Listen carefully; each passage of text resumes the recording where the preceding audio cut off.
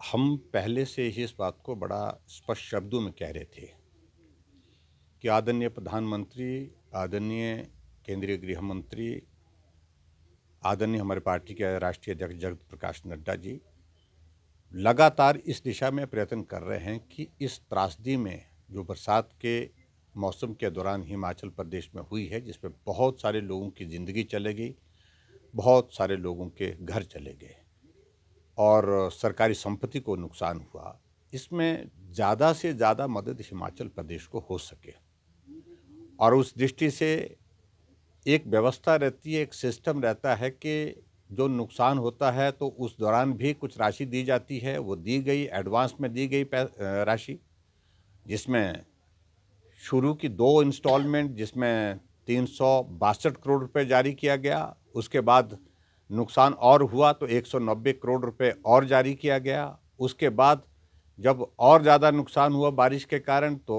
200 करोड़ रुपए एनडीआरएफ का एडवांस में और जारी किया गया। लेकिन फिर भी उसके बावजूद बार-बार प्रदेश सरकार इस बात का ज़िक्र कर रही थी कि हमें मदद नहीं मिली है। हम कह रहे थे कि आप यहाँ से जो आकलन, जो केंद्रीय टीम यहाँ पर आकर के गई है देख करके सारा नुकसान को, उसका थोड़ा इंतज़ार करें और जो केंद्रीय टीम ने रिपोर्ट दी, रिपोर्ट के पश्चात अब मुझे इस बात को लेकर के बहुत प्रसन्नता है कि हिमाचल प्रदेश को केंद्र की ओर से 633 करोड़ रुपए और जारी करने का निर्णय हुआ है। मैं इस निर्णय का अभिनंदन करता हूँ, स्वागत करता हूँ। प्रधानमंत्री नरेंद्र मोदी जी का धन्यवाद करता हूँ, गृह मंत्री अमित शाह जी का भी धन्यवाद करता हूँ और पार्टी के राष्ट्रीय अध्यक्ष जगत प्रकाश नड्डा जी का भी धन्यवाद करता हूँ। ये बड़ा साफ करता है ये निर्णय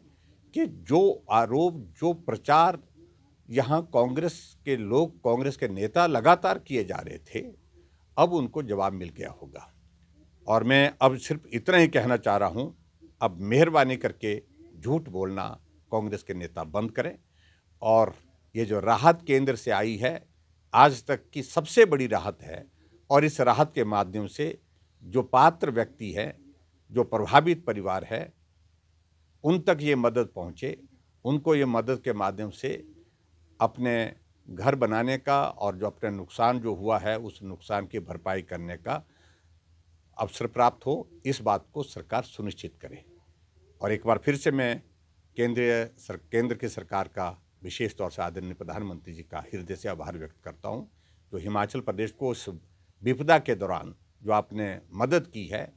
चाहे वो रेस्क्यू ऑपरेशन की बात है, चाहे उसके बाद राहत कार्य को में मदद करने की बात है, हर तरह से मदद मिली है।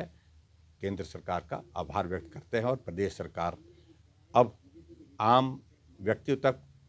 पात्र व्यक्तियों तक इस मुआवजे को जो उनने घोषणा की है उस तक पहुंचाने का प्रयत्न करे। ऐसा मुझे पूरा भरोसा है कि वो ईमानदारी से काम करेंगे। सूबे के मुख्यमंत्री भूपेंद्र सिंह सुक्खू जी आज से जो है विदेश दौरे पे हैं।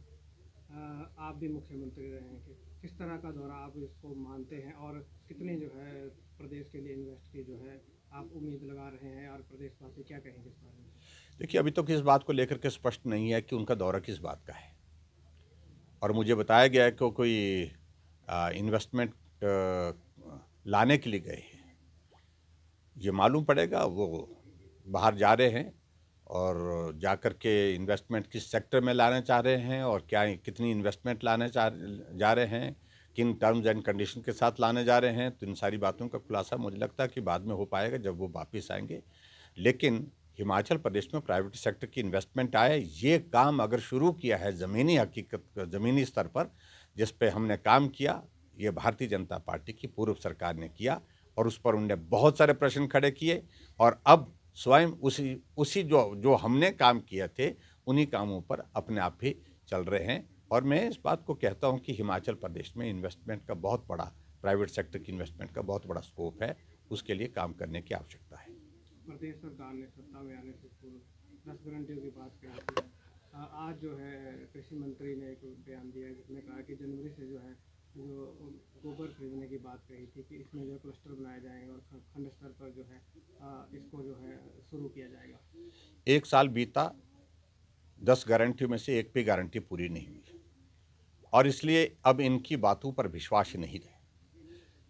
क्योंकि उन्होंने कहा था कि कैबिनेट की पहली बैठक में निर्णय होगा, और वो कैबिनेट की बैठकें 1 साल में कितनी हो गई,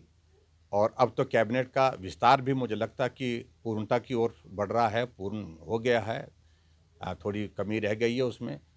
और ऐसे में मेरा प्रदेश कांग्रेस की सरकार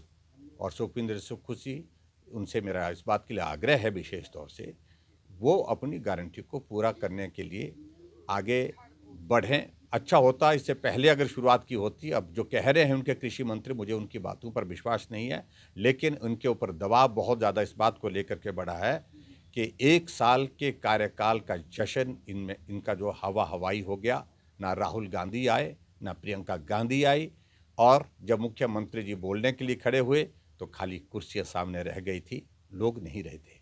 इसी बात को लेकर के मैं यह कहूँगा कि लोकसभा का चुनाव आ रहा है, और लोकसभा के चुनाव को ध्यान में रखते हुए इनको लग रहा है कि अब ये गारंटियाँ हमारी हम बहुत महंगी पड़ेंगी, और ऐसे में अब जा कर के गारंटियाँ पूरी करने की बातें कह रहे हैं। और जहां इन्होंने कहा कि गोबर खरीदेंगे, आप खरीदिए, देखते हैं आने वाले समय में क्या होता है। जनवरी भी बहुत दूर नहीं आने वाला है।